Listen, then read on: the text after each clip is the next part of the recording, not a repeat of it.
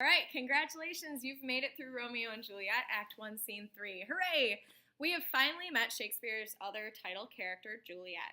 This entire scene consists of a conversation among Lady Capulet, the nurse, and Juliet. And it happens in Juliet's bedroom, which I guess I'm kind of in right now. This interaction provides the audience a great deal of insight into Juliet's relationships. Lady Capulet struggles to speak with her daughter in a comfortable manner, which kind of hints to us that she doesn't really seem to know Juliet at all. In fact, at the beginning of the scene, she asks for a private word with Juliet. In other words, nurse, get out. But as soon as she looks at her daughter, she goes, ooh, nurse, come back. I forgot myself. Thou's hear our counsel, or you can hear our secrets. The nurse is, needless to say, a lot to take. Her monologue makes up roughly a third of the scene. Here are the highlights. Juliet was born around the same time as the nurse's daughter, Susan, who passed away. The nurse would have been Juliet's wet nurse, which meant that she breastfed her. Sorry, guys, that's probably icky to hear about. But that could be part of the reason that Juliet and the nurse are so close, where Juliet and her mother, not so close.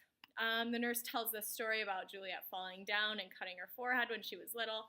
The nurse's husband said, oh, Juliet, did you fall down, hurt your face? And Juliet responded, yes, I did. And the husband then says, oh, next time when you're a little bit brighter, you'll learn to fall backwards.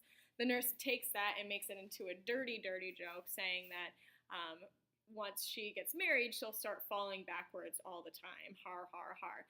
Then the nurse goes on to say some other dirty stuff. She refers to a cockerel stone, which would be a rooster testicle, and Juliet cuts her off before she can be any more offensive to Lady Capulet.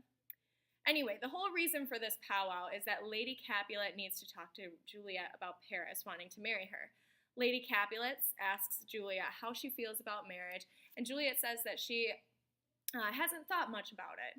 Lady C responds by echoing Paris's earlier comment that younger people than Juliet are married and they are already mothers.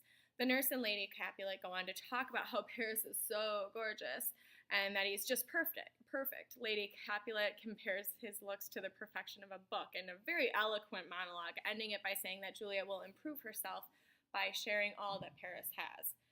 The nurse then makes another inappropriate joke, saying that Juliet will certainly grow in her marriage to Paris and that she'll become pregnant.